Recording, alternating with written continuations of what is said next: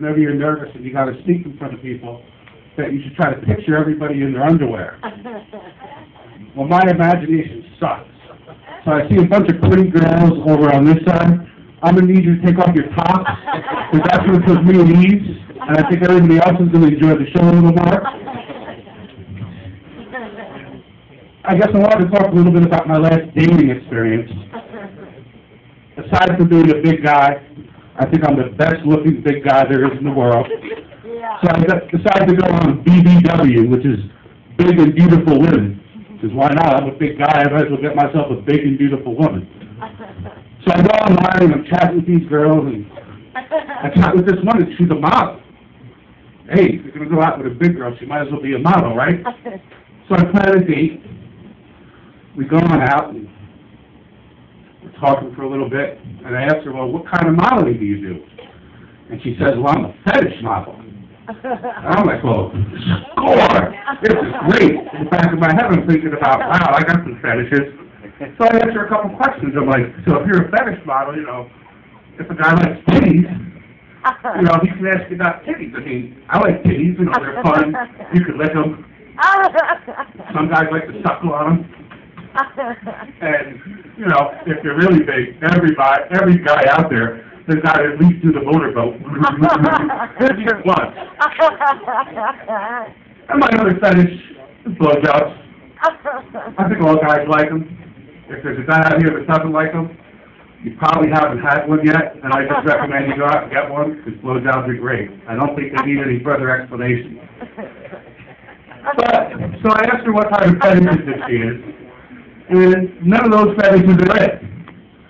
This lady has a website for her fetishes, and she has fetishes like smothering. Now, I don't know if you guys know what smothering is, but it would probably be okay if it was a thin girl.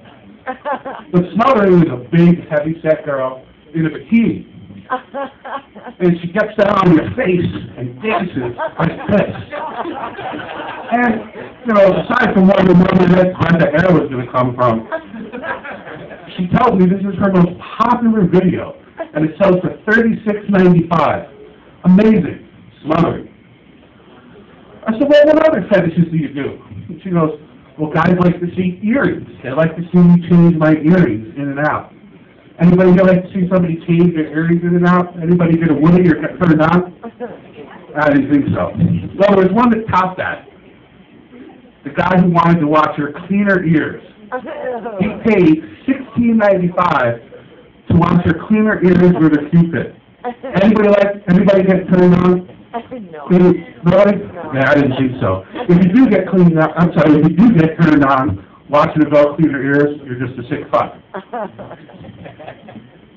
I guess I should tell you guys a little bit more about myself. I work for the devil, Lucifer. The devil, Lucifer, owns the cell phone business. And all you motherfuckers are in a 2-year contract. And you're going to renew. There's only 2 things out there that make the devil happy. One is you guys giving him all your money. And 2 is when you guys come into our stores and complain and whine and bitch about your phones. Because we're Americans and we're gluttonous pigs. And we've taken this cell phone industry and we can't live without our phones. We're texting, we're taking pictures, my friend's videotaping me on my phone. Everything's going on. Well, you come into the store and I have a guy who comes in and he's complaining that he can't text anybody on his BlackBerry because his keyboard doesn't work. So, you know, he's a good-sized guy. You think he wouldn't be scared of the dark or nothing.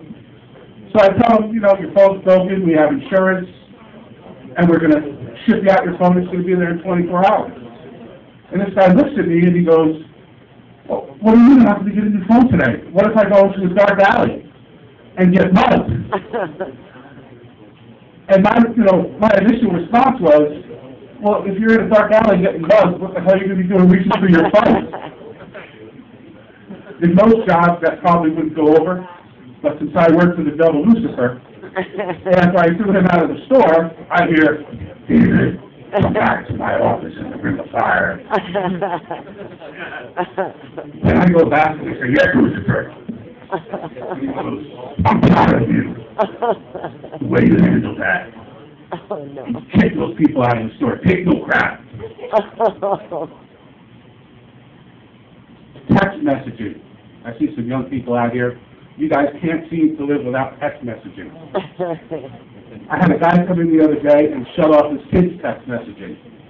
The kid was 17 years old and texting 26,000 text messages a month. Oh. We took out for about 6 hours of sleep, and that came down to about 54 text messages an hour. Oh. Almost one a minute. Over one a minute. It's ridiculous. So the cell phones are bringing the whole world to hell. Lucifer knows it and he's happy about it.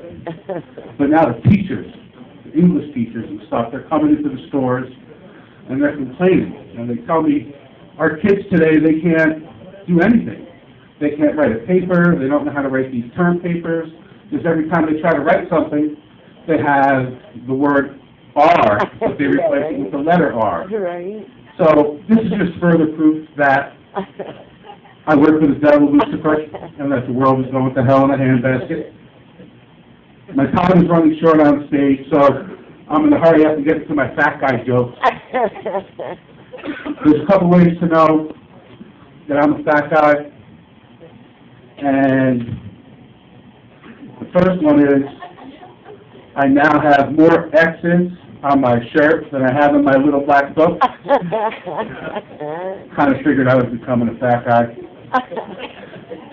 When I go shopping, I have to shop in the big boy store. I always go for the ones with the stretchy size. Never know when you're going to come across a buffet. Have a little bit of room. And I guess for my last joke, since they're holding up the flashlight to tell me to get the hell off the stage, is the last way I can tell that I'm getting a little bit fatter is this fat ring on the back of my head. Yeah, you guys are laughing. I'm thinking about getting tattoos. I'm thinking about getting a hot dog bun. I think it's going to go over pretty well.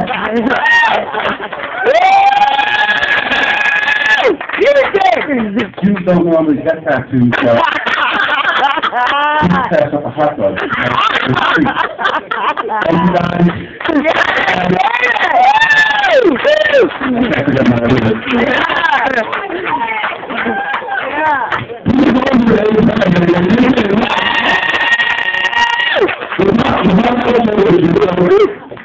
Just the fact that Jews don't get tattoos. That's what my mama said.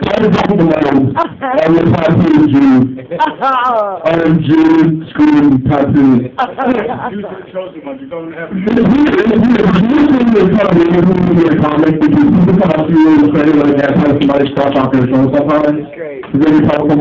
The guy was like, I just want to know what's that. The guy was like, you're a Jew, aren't you? You got a Jew to kill Jesus. I was like, he's back.